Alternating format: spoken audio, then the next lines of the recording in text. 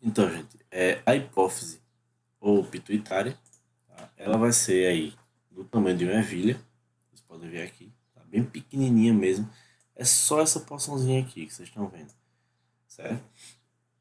O tamanho de uma ervilha, muito pequena, mas que tem uma importância aí absurda. Ela é chamada inclusive de glândula mestra, tá? Glândula mestra. E ela vai ser envolta por uma cavidade óssea chamada de osso esfenoide. Então vocês viram lá na anatomia, o osso chamado de esfenoide, e ele cria uma cavidade, ou seja, um revestimento nela, nesse caso ao redor dela, para justamente gerar, né, uma proteção a ela. Então, ela vai ser aqui uma junção entre dois diferentes tecidos. Quais são esses dois diferentes tecidos? A gente vai ter o tecido epitelial, que vocês viram, o epitelial, ele existe, o epitelial de revestimento, e existe o epitelial glandular, tá? Vou colocar aqui em sigla, quem for acompanhando o vídeo vai vendo aí que eu escrevi, epitelial glandular. E existe tecido também nervoso, tá? Então, nós temos aqui a adenohipófise, que é formada a partir do tecido epitelial glandular, e a gente tem a neurohipófise, olha aqui, a nossa neurohipófise, que é formada a partir do tecido nervoso, tá certo? Então, uma adenohipófise formada a partir de tecido epitelial glandular e a neurohipófise formada a partir de tecido nervoso. Então, observem aqui, tá certo? Tá ela aqui aumentada, então pegou-se essa hipófise, deu-se um zoom nela aqui, logo acima está o hipotálamo. Então a gente tem o infundíbulo, como eu já falei a vocês, como se fosse uma haste, né? um cordãozinho aí para pendurar a hipófise, vocês podem ver aqui em cima essa estrutura. A gente tem a neurohipófise, que é tecido neural, tecido nervoso, certo? Também chamada de hipófise posterior. Aqui a gente tem o osso esfenoide protegendo, dando uma estrutura de cavidade. Vocês podem ver que isso aqui é como se fosse uma cavidadezinha onde a hipófise está presa, tá? E a gente tem a adenopófise, que é a anterior, que é uma verdadeira glândula endócrina de origem epitelial, epitelial glandular, tá? Eu já falei a vocês, capaz de produzir hormônios e jogar na corrente sanguínea. A adenohipófise, se A de adeno, eu quero que você associe com anterior, ou seja, a porção anterior da hipófise. Anterior porque está mais voltada para a frente, tá certo? Seja aqui o rosto da menina, e aqui está a hipófise anterior, voltada mais para frente. E a hipófise posterior, mais voltada para trás, certo? E aqui o que, é que a gente percebe? Que, primeiro, esse hipotálamo, ele manda um hormônio para a hipófise, tá? E a hipófise é capaz de produzir hormônios. Qual hipófise? A hipófise que produz hormônio é a hipófise A. É a adenohipófise. É a hipófise anterior, que é oriunda, ou seja, derivada do tecido epitelial do tipo glandular, tá certo? Só ela quem produz hormônio. A neurohipófise, ela não produz hormônio, ela só armazena e secreta. Cuidado com isso, isso é questão de prova, tá certo? Isso é objetivo de prova. Então vejam, hipotálamo, o hormônio é produzido, tá certo? No corpo celular do neurônio aqui do hipotálamo.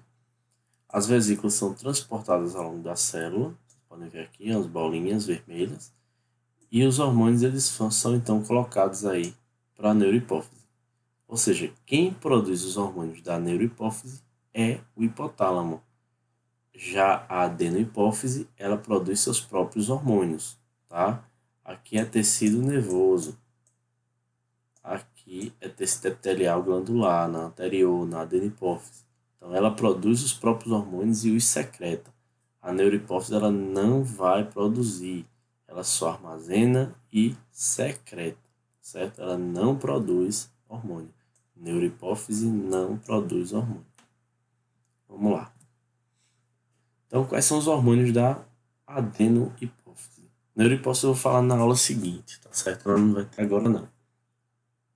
A gente vai ter o hormônio do crescimento, que está aqui, GH, esse G vem de growth.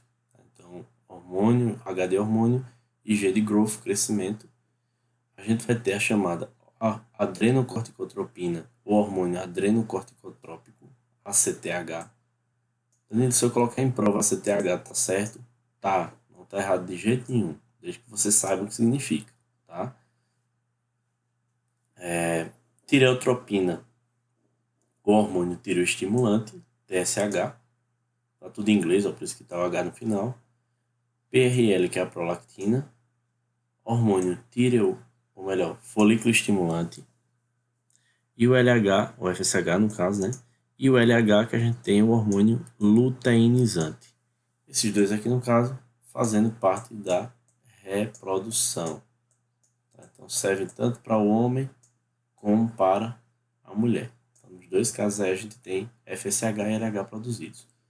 Então a gente vai ver de cara já esses quatro, tá certo? Prolactina a gente não vai dar tanta ênfase a ela, vista a ação dela que é mais curta, mas esses três aqui de cara a gente vai falar nessa aula, tá? TSH, ACTH, GH, e os outros três, dois deles a gente fala em reprodução lá no final da segunda aula, certo? E a prolactina a gente deixa mais um pouquinho em segundo plano.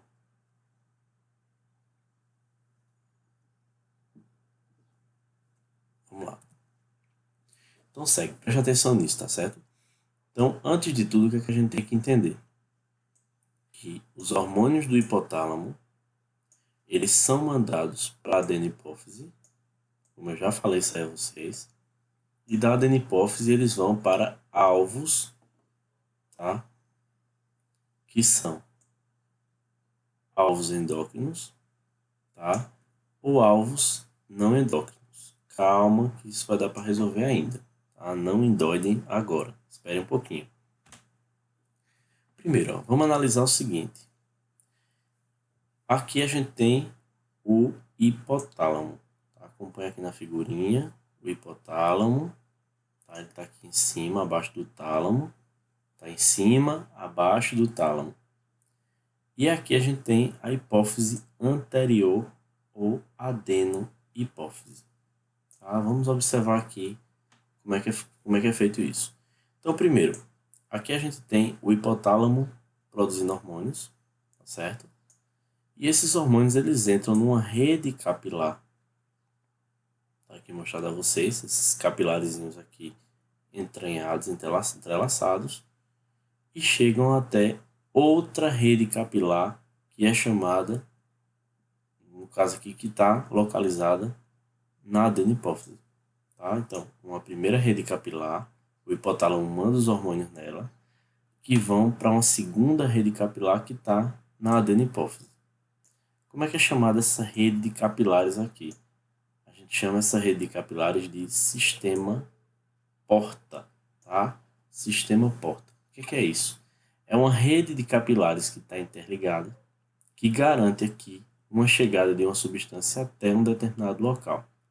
Quando essa rede de capilar chamada de sistema porta ela existe, a gente tem então uma possibilidade de uma quantidade muito pequena de um hormônio ela ser liberada para chegar até um alvo, tá?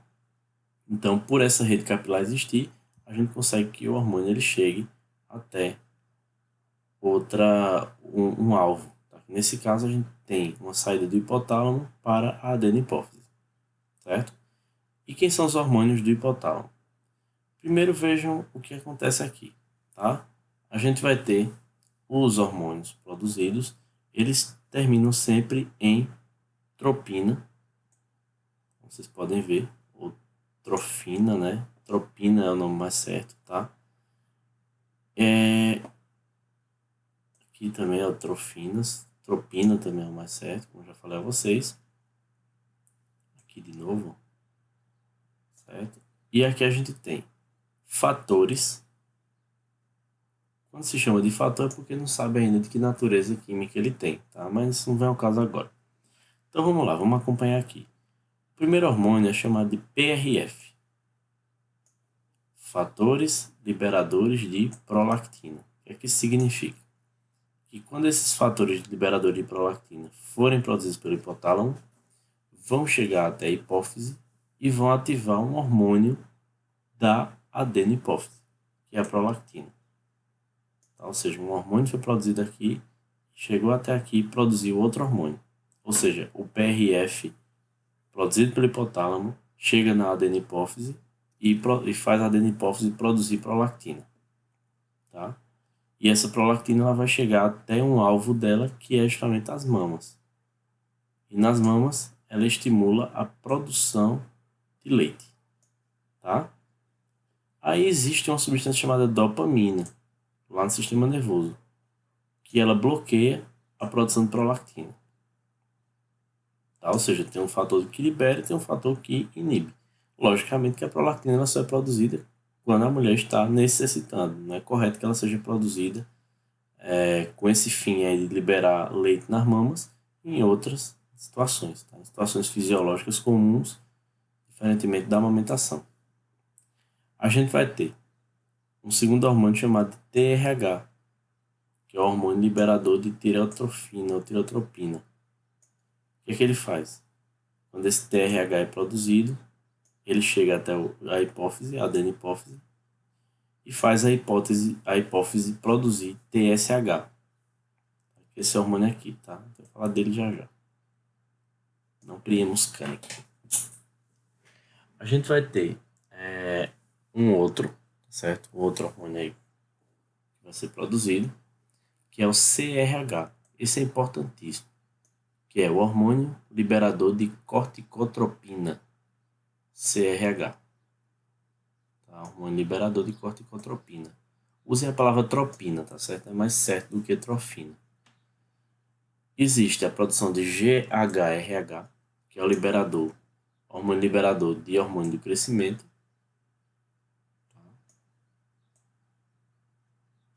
Então percebam que na palavra ele está sempre hormônio liberador, fator liberador. Tá? Por quê? Porque é um hormônio que produz, o hipotálamo produz e vai chegar até a hipófise para fazer a hipófise liberal dela também. E existe o GNRH, que é o hormônio liberador das gonadotropinas. Então, ó, hormônio liberador das gonadotropinas. Esse bicho aqui ele vai liberar dois hormônios de uma vez só, que é o FSH e o LH. Aqui tem o GH também e o ACTH. Então, mais uma vez, ó, PRF, que é o fator liberador de prolactina, faz a hipófise liberar prolactina. TRH, que é o hormônio liberador de tireotropina, faz a hipófise liberar TSH, que é o hormônio tireoestimulante. CRH, que é o hormônio liberador de corticotropina, faz a hipófise produzir ACTH, que é o hormônio adrenocorticotrópico. Tá? Vou falar dele mais para frente. Estou falando aqui porque, claro, eu já decorei, né? Aprendi isso há muito tempo. O GHRH, que é o hormônio liberador de hormônio do crescimento, ele vai produzir aqui para gente o GH, que é o hormônio do crescimento, ó, hormônio liberador do hormônio do crescimento, que vai fazer então a liberação do hormônio do crescimento. GNRH, hormônio liberador das gonadotropinas, vai produzir para gente FSH, que é o hormônio folículo estimulante, e LH, que é o hormônio luteinizante. Ou seja, a hipófise aí ela está toda ativada agora. Né? O hipotálamo já produziu os hormônios, então ela agora é só mandar os hormônios para os órgãos. Aí vamos lá, o TSH, que é o hormônio tireoestimulante. Hormônio tireoide estimulante, ou seja, que estimula a tireoide a produzir hormônios. Aí ele vem na tireoide. Esse é um hormônio trópico também, tá? Vai produzir aqui pra gente os hormônios da tireoide, que por sua vez vão atuar em vários tecidos. O CRH, que é o hormônio liberador de corticotropina, vai atuar na hipófise promovendo a liberação do ACTH, que é o hormônio adrenocorticotrópico, tá? Que vai chegar até o córtex da glândula suprarrenal e vai produzir um hormônio importantíssimo chamado cortisol, para atuar também, ó, em muitos tecidos. Aqui a gente tem o GH, que vai atuar no fígado, tá? E vai produzir os chamados IGFs, capaz de produzir aqui também efeito em muitos tecidos. Aí a gente tem o FSH agora, que vai atuar nas células endócrinas das gônadas, no caso, ovários, testículos, e aí vai produzir para a gente os androgênios, no caso, testosterona, dihidrotestosterona, que vai também atuar em vários tecidos, que vai produzir estrogênios e progesterona, também capaz de atuar em vários tecidos, e que vai ativar as células germinativas das gônadas, ou seja, aquilo que vocês viram lá na embriologia, que é um papel aí dos nossos hormônios esteroides. Tá? Então, aqui a gente tem, mais uma vez, ó, os hormônios hipotalâmicos, tá? Que são esses aqui que vocês viram, que são hormônios trópicos, tá? Ou tróficos. A gente tem a adenohipófise, produzindo esses 6 bichinhos aqui que eu já falei a vocês, que também são hormônios tróficos. E aqui a gente tem os outros hormônios produzidos. Tá? Então, entender aí esse eixo hipotálamo-hipófise é importantíssimo.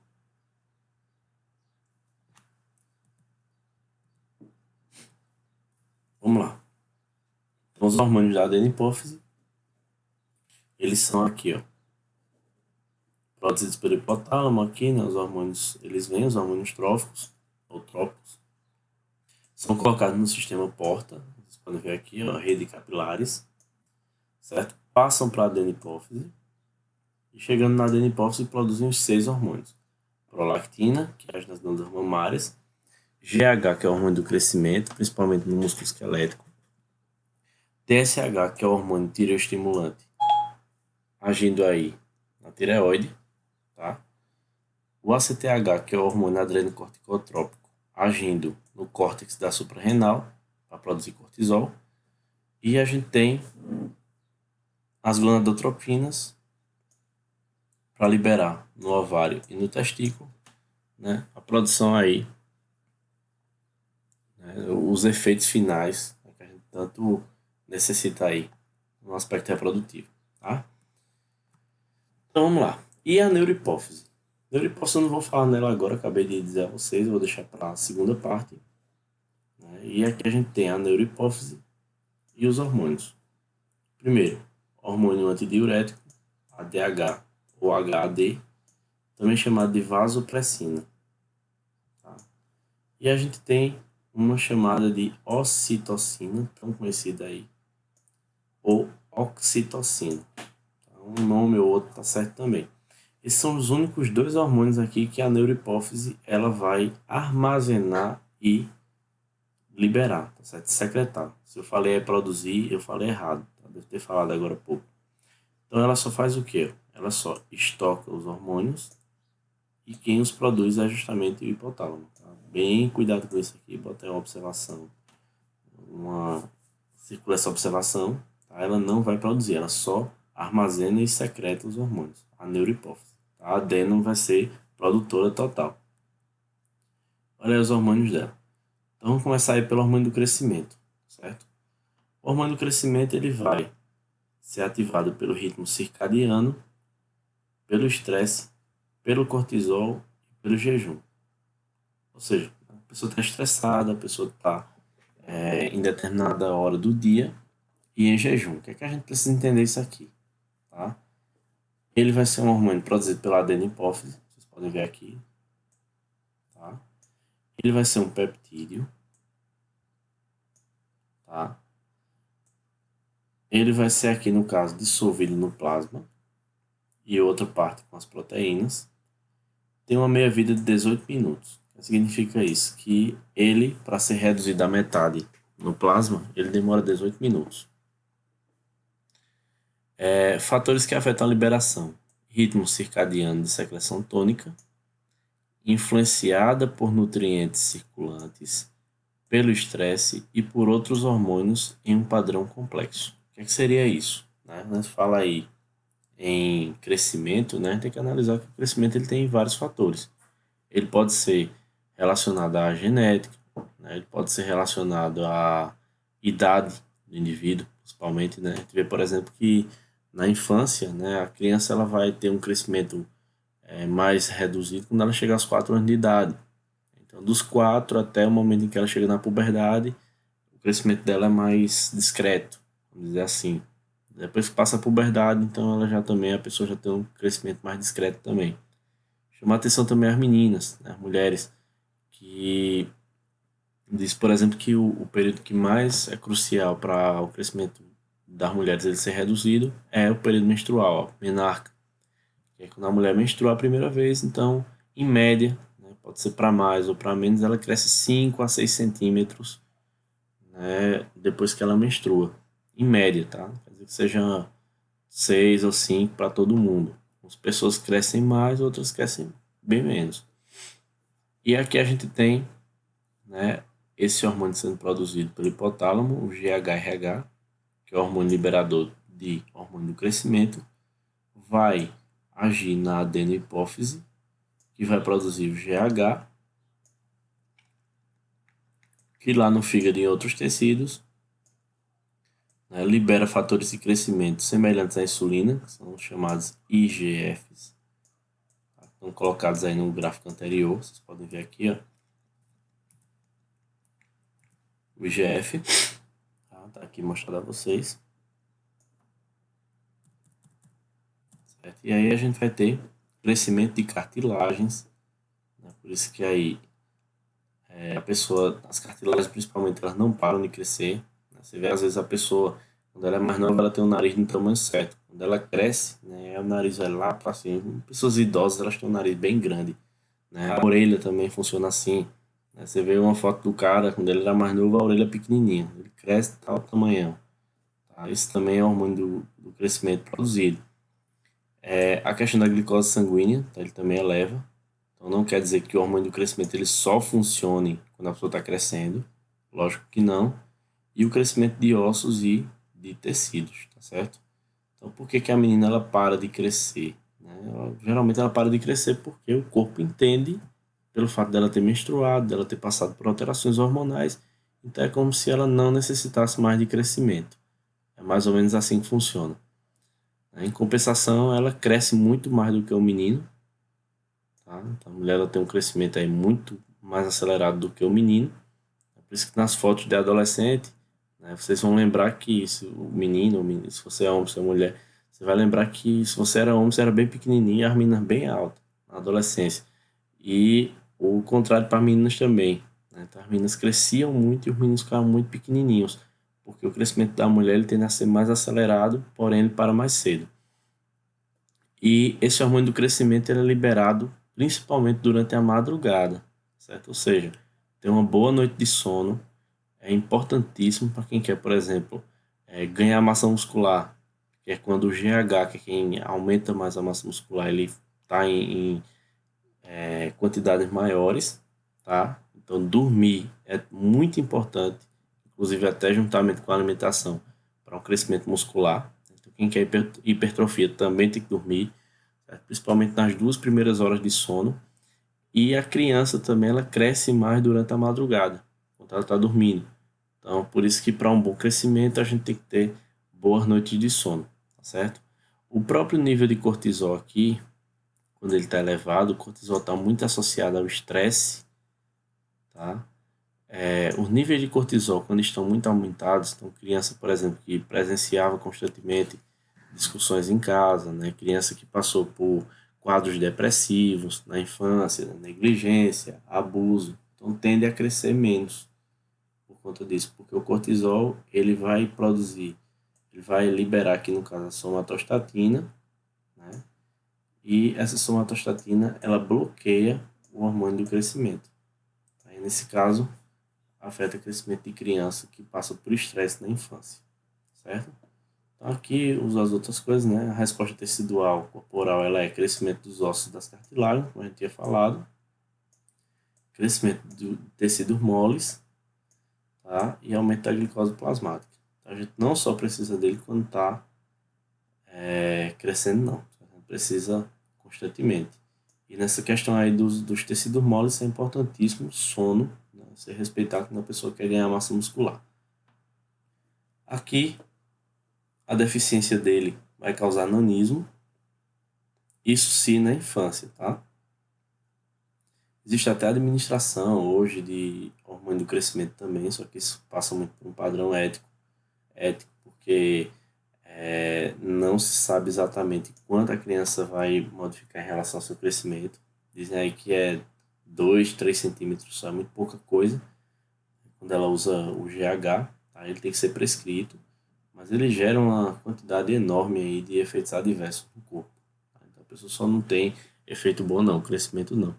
E tem que ter um padrão muito bem analisado, isso vem desde a infância, né? Que existe gráficos e mais gráficos aí que verificam, né, se o padrão de crescimento está normal para a idade. Então, se ele ficar normal, então vale a pena até tentar consultar um endócrino para fazer uma reposição aí, uma administração do GH, tá?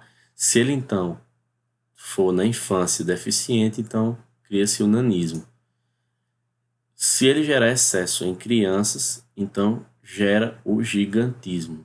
Tá? Isso já é previsível também de certa forma, né? Do ponto de vista genético, porque geralmente seu tamanho ele é uma intersecção entre os seus pais. Então, se seu pai é pequenininho e sua mãe é pequenininha também, não é muito previsível que você vá ter um tamanho tão avantajado.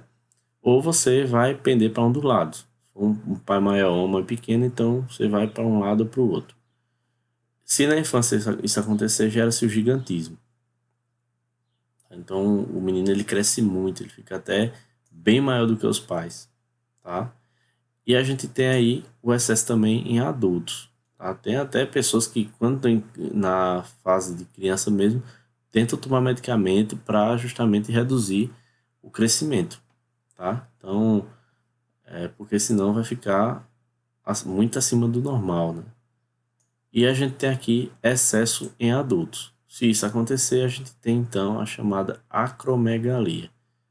Tá? Então a criança ela já tem crescido, né? Já virou adulto e tal, e na idade adulta acontece essa acromegalia, tá? Que a pessoa ela cria um padrão aí bem distorcido, principalmente das cartilagens. Então o nariz aumenta muito, as orelhas, o queixo, fica uma pessoa meio desfigurada. Tá? Então isso se chama de acromegalia. Deixa eu mostrar a vocês aí, tem umas figurinhas. Aqui, isso é uma cidade chamada Itabaianinha. Que grande parte da população é anã. Isso aqui passa muito na televisão. Aqui mostra, né, um padrão de nanismo. Vocês podem ver aqui. Ao passo que aqui a gente tem o gigantismo, tá?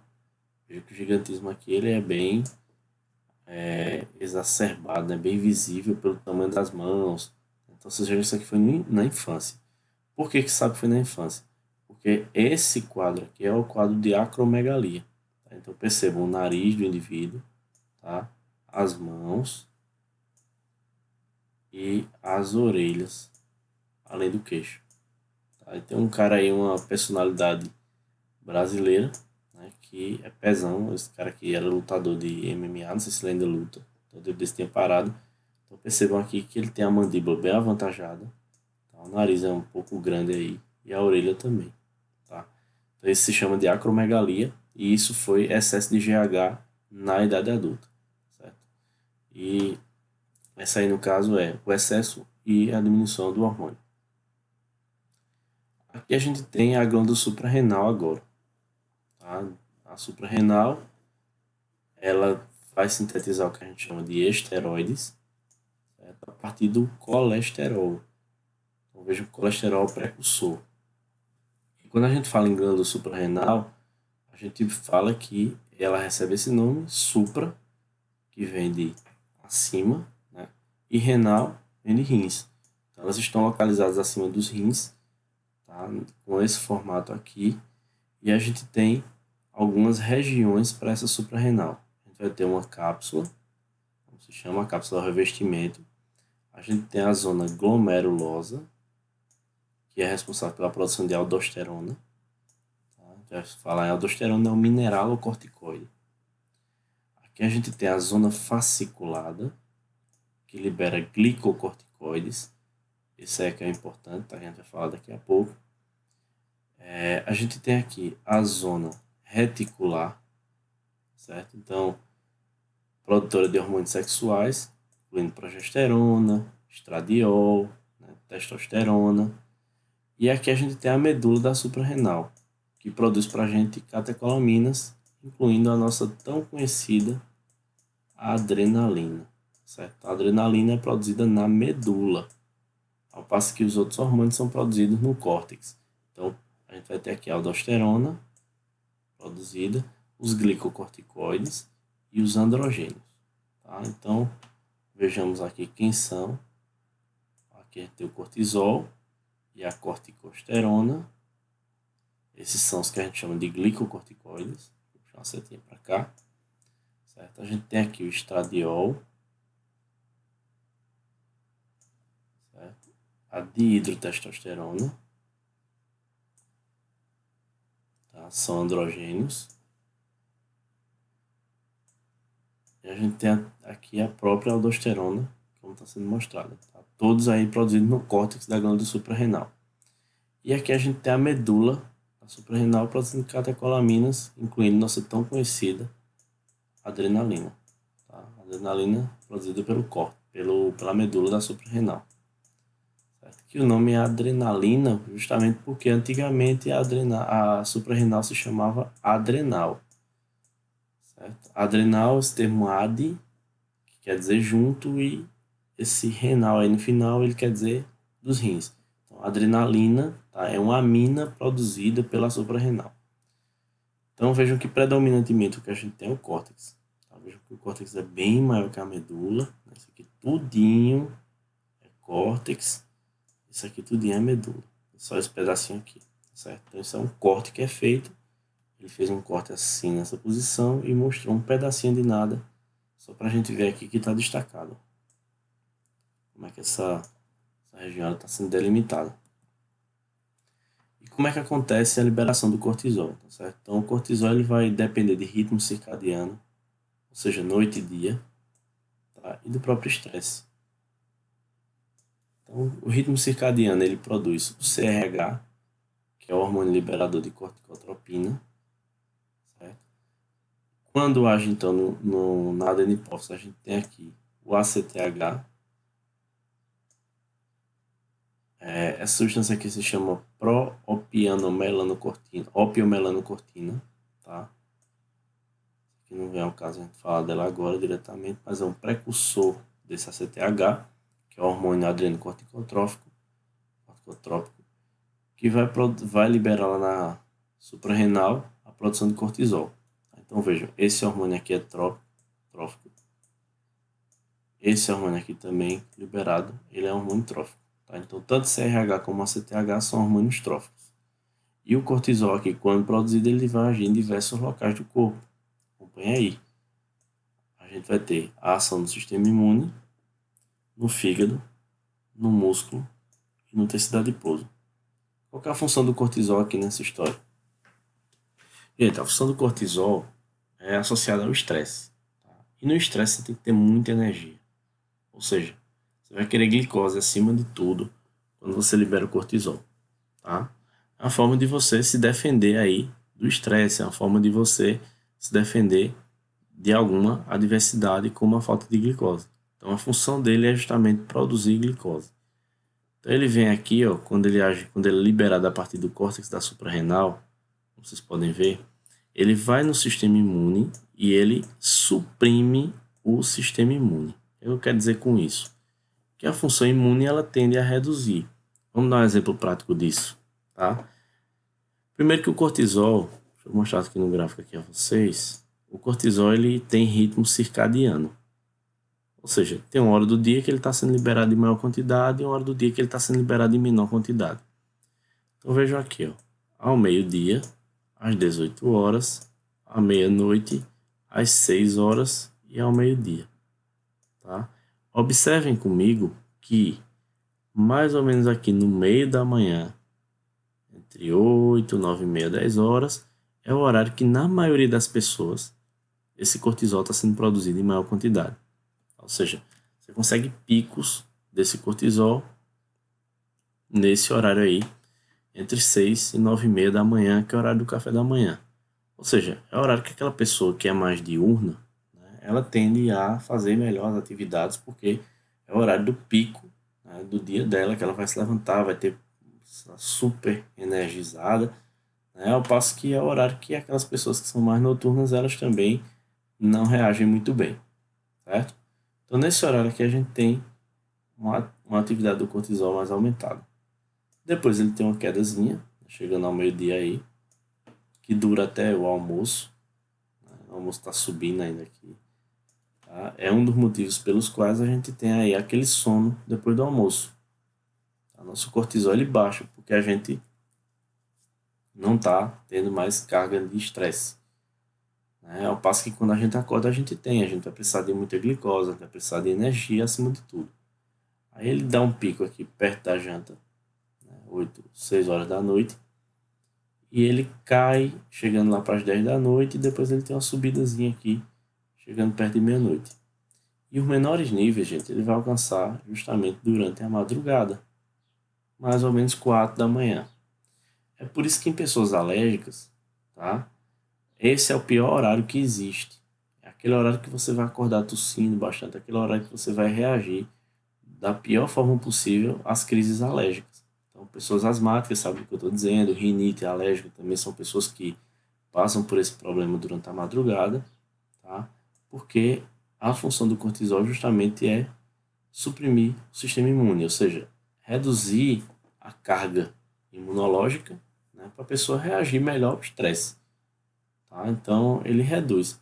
Aí o problema é, se o cortisol está em níveis mais baixos, a carga imune ela vai se elevar. Ou seja, a pessoa tem reações alérgicas, tá? Reações imunes, mais no meio da madrugada. Aí quando vai subir na manhã um pouquinho, já vai melhorando. Aqui a gente tem no fígado gliconeogênese, tá? Ou seja, obtenção aí de glicose a partir de outras substâncias que não glicose, né? Então, por exemplo, a gente tem quebra de proteínas que estão no fígado, tá? No músculo a gente tem quebra de proteína também, então, por isso que aquele jejum mais elevado, né? A pessoa que tende a ficar mais tempo sem se alimentar, o cortisol vai lá para cima. Então, isso é um inimigo, né, do crescimento proteico. Você quer ganhar massa magra, né? Você quer aumentar seus músculos, né? Hipertrofiar, então esqueça essa história do cortisol ser elevado aí no seu corpo, tá? Ou seja, se alimentar com intervalos muito amplos. E no tecido adiposo a gente tem aqui a lipólise, ou seja, quebra de lipídio. Tudo para obter energia, tanto a lipólise como quebrar proteína no músculo, como quebrar proteína no fígado, então tudo é para obter energia, certo? Então a gente tem aqui, ó, ele é um hormônio esteroide, tá? A meia-vida dele é de 60 a 90 minutos, ou seja, ele dura bastante fazendo efeito no corpo. Ele é produzido a partir do colesterol, certo? Aqui a gente tem, ó, o ritmo circadiano de secreção tônica e o estresse vão aumentar a liberação. Então, por exemplo, pessoas que trabalham à noite,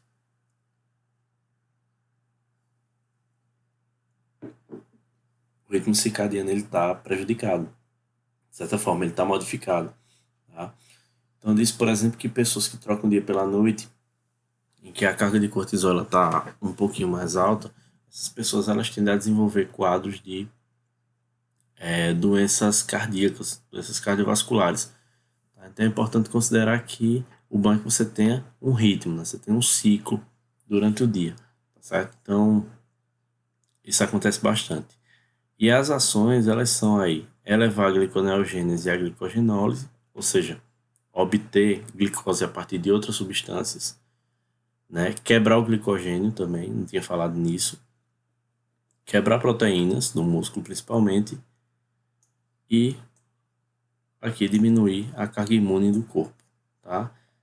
É por isso que quando a gente tem alguma doença inflamatória, né, alguma infecção, tá? Então os médicos eles passam corticoide pra gente, tá? Os corticoides eles são derivados dessa substância aí que é o cortisol e eles são colocados no corpo quando a gente, por exemplo, tem uma resposta imune prejudicando o funcionamento do corpo, certo? Então, aí nesse caso, os corticoides eles servem para diminuir ou modular, como a gente fala, a resposta imune, ou seja, fazer com que a resposta imune ela funcione sem prejudicar o corpo da gente, certo? Então, a gente tem essa questão aí dos anti-inflamatórios, são anti-inflamatórios chamados de hormonais ou esteroides, que são os corticoides.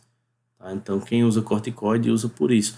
É uma doença, por exemplo, que está sendo tratada, que tem natureza alérgica, tá? Uma doença autoimune, por exemplo, um transplante, certo? Um lúpus, por exemplo, um câncer. Então, qualquer doença que gere um quadro inflamatório, uma resposta imunológica, então, ela pode estar sendo usada o corticoide, tá certo? Em tempos de coronavírus, por que não é interessante que a gente tenha utilização de corticoide? Porque se o corticoide ele reduz a resposta imune, então o vírus ele não vai ter quem o combata. Tá? Então isso é importante considerar. Aí você pode dizer, tá, mas quando a gente usa corticoide e usa antibiótico, né, a gente usa o corticoide e o antibiótico. Tá? Então é importante que antes de usar corticoide, a pessoa saiba que não há infecção. Porque se houver infecção, o corticoide ele vai reduzir a resposta imune e você não vai ter quem combata o agente infeccioso no corpo, certo? Então, por isso que em tempo de coronavírus, o uso de anti-inflamatórios esteroides ou hormonais ou corticoides não é recomendado, beleza? E quais são os papéis fisiológicos de novo? Então, a gente tem aqui, ó, proteção do organismo contra a hipoglicemia, ou seja, ele vai elevar a glicose do corpo. Ele vai ser permissivo à ação das catecolaminas e do glucagon. O glucagon, lembrando que também eleva a glicemia. Redução da resposta imune, tá? E bloqueio da reação alérgica. Ele serve também, inclusive, se você usar uns cremezinhos que tem, pomada à base de corticoide, a reação alérgica ela também diminui, né? Se você leva uma picada de inseto, se você entra em contato, por exemplo, com alguma planta, né? Você estava andando no mato, por exemplo, e entra em contato com urtiga, né? Gerou aí você uma toxidermia, então você pode passar o corticoide ali que ele vai resolver lá teu problema. Ó, reduz a absorção do cálcio pelo intestino e aumenta a excreção renal do cálcio. Por isso que em pessoas que têm aí osteoporose, né, senhoras de idade que estão na menopausa, que o desgaste ósseo ele é iminente, então não é recomendado o uso de corticoide, certo? Porque quando a pessoa utiliza, ele reduz a absorção do cálcio pelo intestino delgado e a questão da excreção renal também, que é elevada, tá certo? Então a gente tem que considerar que o risco de osteoporose, osteopenia, vamos dizer assim, em pessoas que têm mais idade, né, principalmente mulheres, porque o padrão de proteção da perda, né, óssea, né, desgaste ósseo nas mulheres é o estrogênio, e quando ela entra na fase do climatério, que é a menopausa, ela diminui, né, os níveis ela aumenta nesse caso, por uma diminuição do estrogênio, ela aumenta o desgaste ósseo. Tá? Então usar corticoide em um público idoso do sexo feminino se torna até meio perigoso, certo? Então tem que ser muito bem avaliada essa função óssea aí, essa característica dos ossos, né, da perda, do desgaste do tecido ósseo em mulheres, né, na fase de menopausa. E a gente tem além disso, ó, a gliconeogênese hepática, que vai produzir para a gente proteólise e lipólise. E o excesso de cortisol, o que é que faz? Chama-se de hipercortisolismo, tá? Ou síndrome de Cushing. Isso aqui foi uma homenagem à pessoa que descobriu a doença. E essa síndrome de Cushing, ou hipercortisolismo, tá? Caracteriza-se pelo excesso. O excesso ele pode ser caracterizado ou por um excesso de liberação de cortisol pela suprarrenal, tá? Pelo excesso de produção do CRH, que é o hormônio corticotrófico, tá? Liberador de corticotropina, melhor dizendo. O ACTH, que é o hormônio adrenocorticotrópico, em excesso, consequentemente o cortisol também sobe. Então, se esses três hormônios estiverem aumentados, a gente tem o cortisol, o hipercortisolismo ou síndrome de Cushing.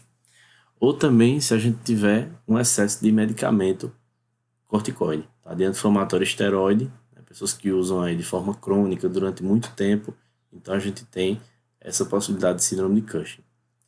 E a deficiência ela gera a síndrome de Addison, tá? Então o inverso aí também não é bom, tá?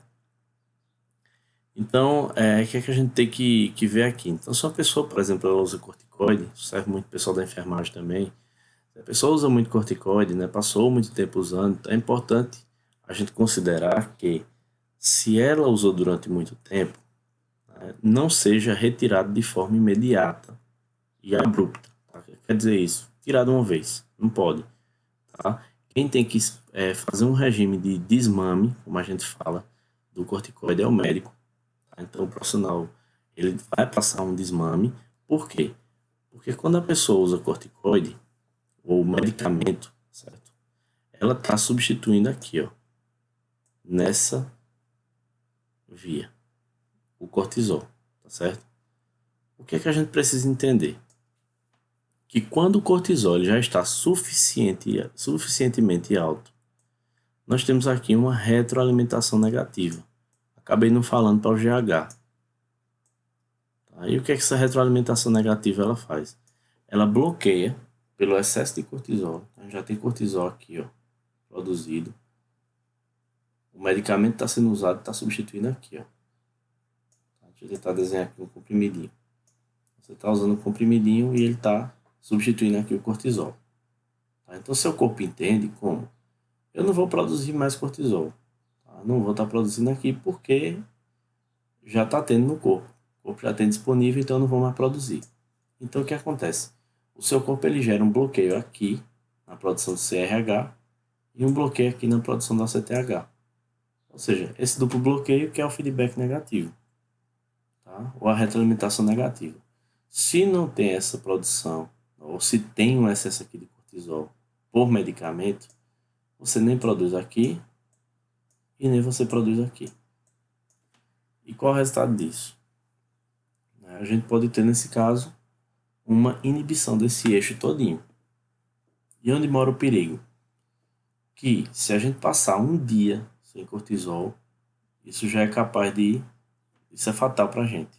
Tá? Ou seja, cortisol ele tem que funcionar 24 horas no dia, se baixo ou se alto, mas tem que ter toda hora. Tá? Ele é um hormônio aí fundamental para o organismo da gente, então a gente não pode deixar de produzir. Dessa forma, se a pessoa tomou medicamento durante muito tempo, tá? E o corpo inibiu esse eixo aí, hipotálamo, hipófise, suprarrenal, tá? Então a gente tem que entender o seguinte, que a retirada brusca, tá? Tirar de uma vez, pode até matar o indivíduo. Certo? Então, para quem toma corticoide há muito tempo, tem que ter um esquema de desmame. Há muito tempo que eu falo 10 anos, 5 anos, né? Pessoas asmáticas, autoimunes e tal. Certo? Então, leva em consideração isso.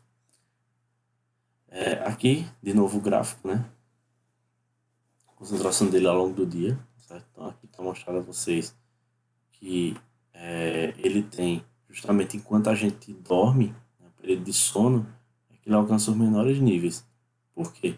Porque enquanto você está dormindo, você não vai ter estresse. Você não vai estar estressado, você não tem que reagir ao estresse quando você está dormindo. Tá? Então, por isso que ele alcança os menores níveis.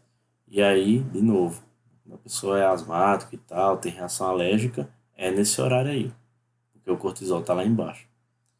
Então, ó, os tipos de estresse que estimulam a liberação, a gente tem traumas, tá? Das mais diversas naturezas, infecções, certo? Depressão também. Então, quem na infância, por exemplo, sofreu abuso, né, negligência, abandono, então são pessoas que liberam altas cargas de cortisol, né? E a depressão também é um fator de liberação de cortisol. Calor, frio intensos também, tá? Que geram estresse fisiológico, cirurgias, doenças debilitantes, por exemplo, doenças autoimunes, certo? E a própria injeção de norepinefrina, noradrenalina, mesma coisa. Então, quando a gente tem todos esses fatores aqui, esses 7 que eu coloquei para vocês, então a gente tem estimulação à liberação de cortisol. E aqui os anti-inflamatórios que eu falei a vocês, né? A gente tem o Decadron aqui, que é dexametasona, né? Todo mundo deve conhecer isso aí. Isso aqui que é para asma. Clenil HFA, que é a beclometasona, usado na forma de bomba. Budesonida, tá? Usado principalmente para rinite alérgica. Aqui, ó, cetoconazol, dipropionato, betametasona, sulfato de neomicina.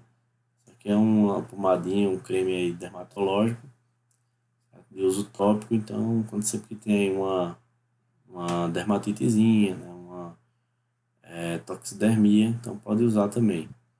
Aqui é a betametasona injetável, tá? Existe o creme também dela. Aqui no caso é intravenosa, ou intramuscular, essa é a ampola.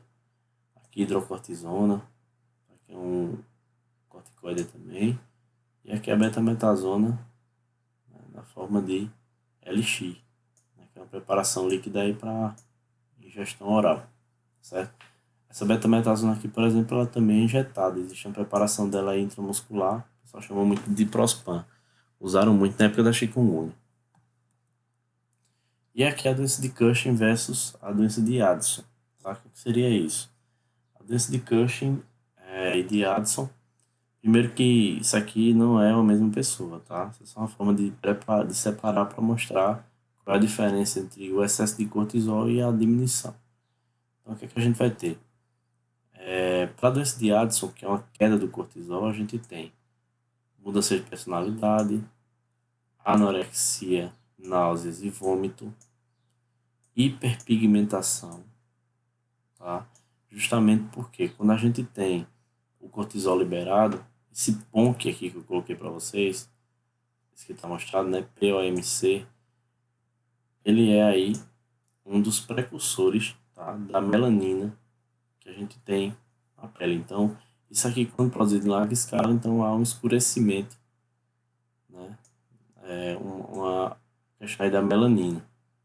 Se a gente tem o cortisol então diminuído, os níveis de melanina, nesse caso, há uma hiperpigmentação. Não sei se eu expliquei direito, mas, enfim, essa melanina aí que se acumula e a gente tem então essa produção da hiperpigmentação na pele. Então, aqui, ó, insuficiência cardíaca e hipotensão, tá certo? A gente tem a atrofia da adrenal, então a gente tem infecções, a gente tem autoimunidade, a gente tem tumor, no caso, até inclusive gerando metástase, pode gerar diarreia e no caso, retração abdominal, diminuição abdominal. E aqui, o músculo, ele, weakness, né? Acho que é, deixa eu ver aqui, o músculo ele atrofia, ele afina um pouco. A gente tem, para síndrome de Cushing agora, né? Ou seja, o excesso. A gente tem queda de cabelo, emoção, no caso, instabilidade emocional também, acne, face de lua, ou seja, a pessoa fica com a face arredondada, a presença de gordura nas laterais. Aqui, ó, aumento dos pelos na face. Isso aqui é o pescoço de búfalo que chama, então a pessoa fica com gordura acumulada nessa região, ou chamada também de corcova de búfalo. Osteoporose, perda de massa óssea, né? Você tem muito cortisol, o cortisol ele desgasta, ele retira o cálcio dos ossos, ele faz os ossos do cálcio sair, tá? Hipertrofia cardíaca, tá? E hipertensão. Lembrando que essa questão do cálcio sair do osso não é porque ele vai mexer e vai tirar o cálcio do osso, não, tá? Ele não tem esse poder. Na verdade, ele impede a absorção intestinal e aumenta a excreção renal. Então, o corpo tem queda dos níveis de cálcio, consequentemente, ele, para recuperar essa queda do nível de cálcio, ele tem que tirar do osso. Mas quem tira do osso não é o cortisol, é o paratormônio. A gente vai ver mais para frente. Aqui a gente tem, ó, na suprarrenal, hiperplasia e tumor, certo? Aqui, ó, obesidade no tronco. Então, vocês percebem que a barriga ela fica bem avantajada aqui, certo? Aqui, estrias na pele. Então, essa estria é justamente por conta do rompimento das fibras colágenas por uma distensão abdominal, tá? Aqui, manchas na pele, né? A pele fica roxa. E aqui, o músculo ele fica desgastado, né? Ele afina, tá? Principalmente nas extremidades. E também diabetes mellitus, ou seja, a pessoa pode ficar diabética, pode ficar hipertensa, tá? Por um acúmulo de glicose, principalmente aqui na corrente sanguínea, por uma alta liberação de cortisol. E isso pode gerar aqui as desordens de natureza circulatória que o diabetes gera, como por exemplo o pé diabético. Tá? Por isso que ele marca bem aí os pés diabéticos. Mas nesse caso também, né, se tem diabetes mellitus, então a gente tem que levar em consideração que também pode existir a retinopatia, ou seja, levando ao risco de cegueira, além da neuropatia, né, que são essas dores aí que o diabetes ele causa. Aqui é a tireoide, tá? Então a gente vai ver já a tireoide, deixa eu só mostrar para vocês aqui, tá acabando. Então, na questão da tireoide, a gente vai ter, né, uma glândula em forma de borboleta, a glândula é bem pesada, das glândulas mais pesadas do corpo, se não a mais. E a gente tem aqui os hormônios que ela produz. Então, eu vou mostrar. Então, ela fica aqui logo à frente da laringe. Ela tem um formato de borboleta. Tá? Essa aqui, no caso, é a laringe, fica mais à frente um pouco. Ela tem um formato de borboleta. Logo aqui está a traqueia. E a gente tem aqui as células foliculares. São essas células aqui que vocês estão vendo, né, com revestimento aqui dessa região aqui mais central, que isso aqui a gente tem um coloide. Tá? Aqui vocês veem que tem a rede capilar, os capilares aqui logo próximos. E essa, no caso, as células foliculares, elas vão produzir os hormônios da tireoide, que a gente vai ver quais são eles. Vamos lá. Então, primeiro que a gente tem que levar em consideração? Que a tireoide, tá, ela vai ter hormônios, dois hormônios principais, que são a tiroxina, ou T4, também chamado de tetraiodotironina, e a gente tem o T3, que é a triiodotironina. Tá? Então, T3 e T4 estão aqui, certo? Todos os hormônios da tireoide, tanto T3 como T4, eles são produzidos a partir de um aminoácido chamado tirosina. A tirosina é bem importante para ele. Eles são peptídeos, tá certo? E eles são produzidos a partir do iodo e da tirosina. Então a gente tem nesse caso aqui, ó, a triiodotironina é assim chamado porque a gente tem 3 iodos. Então 3 aqui, ó. 1, 2, 3. E a gente tem a aminoácido tirosina, que se junta com esse iodo, né, e forma para a gente a triiodotironina, e o T4, que a gente tem aí a tetraiodotironina ou tiroxina. Certo? Então aqui, esse T4 é o que está em maior quantidade. E esse T3 é o mais ativo. Tá? T4 é o que tem mais e o T3 é o mais ativo. Certo? Então, o T4 mais quantidade e o T3 o mais ativo. Você pode perguntar, mas por que tem que ter mais de um mais do que do outro? Justamente porque os hormônios eles fazem ação em quantidade muito pequena. Então é melhor que você produza em grande quantidade o mais ativo, o T4, que é o menos ativo, e você vá fazendo um controle dessa liberação do T3. Ou seja, você não libera em grandes quantidades. Tá? Justamente se dá um controle mais organizado da função da tireoide. Tá? Ao contrário do cortisol, a gente consegue viver sem os hormônios da tireoide. Tá? Não vive tão bem, lógico. Porque faltar hormônio não é uma coisa muito legal. Mas vive, tá? Consegue sobreviver. Só que sem cortisol já era. Certo? Só que a tireoide ela também tem um papel importante, principalmente do ponto de vista de metabolismo. Tá? A tireoide aí na ação dela, vamos dizer assim, que ela é termogênica. Ou seja, ela dá energia também ao corpo. Ela tem uma ação também no crescimento. Certo? Então tá aqui, ó. A glândula tireoide ela vai ser aqui. Ela vai ser estimulada por um hormônio chamado. Primeiro começa aqui no TRH, que é o hormônio liberador de tireotropina, tá? Tireotrofina. Vai agir aqui na adenohipófise, de novo. Né? Esse é o hormônio trófico, ou trópico. Vai produzir aqui pra gente o TSH, que é o hormônio tireoestimulante, certo? E esse hormônio, na verdade, é uma amina, né? Falei que era que os hormônios da tireoide, eles são peptídeos, na verdade são aminas, tá? É derivado da tirosina. Esse TSH aqui, tá? Ele é um hormônio trófico também, ou trópico, e vai agir na tireoide, na própria glândula. E aí o que a tireoide faz? Ela produz T4 e T3, certo? Não são mais hormônios tróficos esses aqui, são hormônios normais.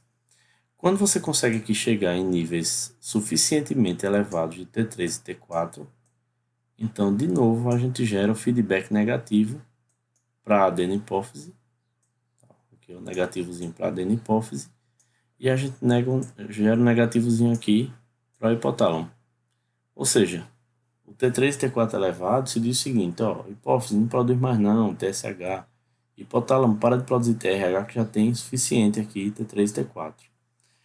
O T4, quando ele chega nas células, vejam aqui, ó, ele é convertido a T3.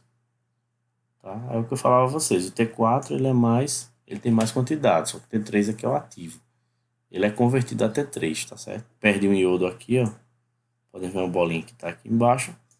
E o T3 é que vai ser o hormônio aqui ativo, gerando efeitos metabólicos, como a gente fala, tá? Então, quais são as respostas aqui teciduais? A gente tem um aumento do consumo do oxigênio. Isso é o que a gente diz que é um efeito termogênico, tá? Não é aquele termogênico que a gente fala propriamente dito da academia, não. Termogênico quer dizer o seguinte, consome mais oxigênio. Então, o metabolismo ele se eleva quando você tem a tireoide trabalhando. Ele quebra proteína em adultos, tá aqui, ó, mostrado mais embaixo, e gera anabolismo em crianças. Tá? Então, ele faz a criança crescer. Isso é importante considerar aí, ó.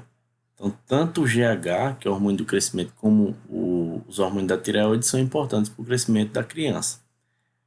Além do desenvolvimento normal do sistema nervoso também.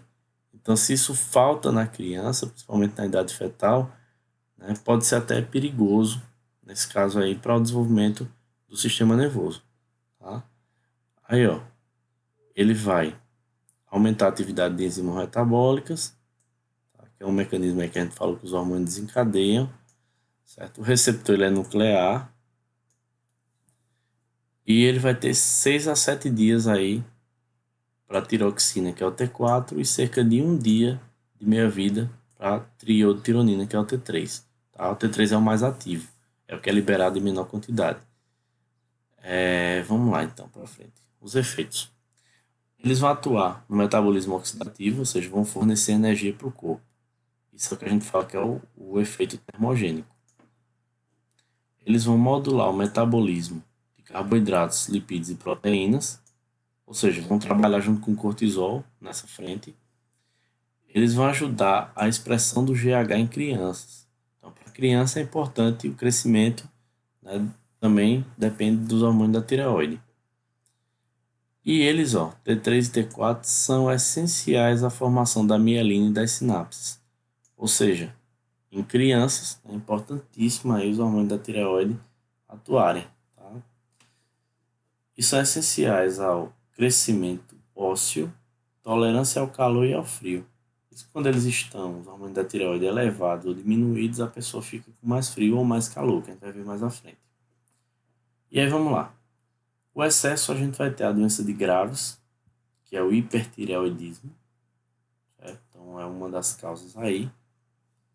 A gente pode ter as deficiências, gerando na infância o cretinismo, tá? Se a pessoa tiver aí falta dos hormônios da tireoide, então o cretinismo, que vem com essa questão aí da uma formação do sistema nervoso central, uma diminuição do crescimento, então isso se chama de cretinismo.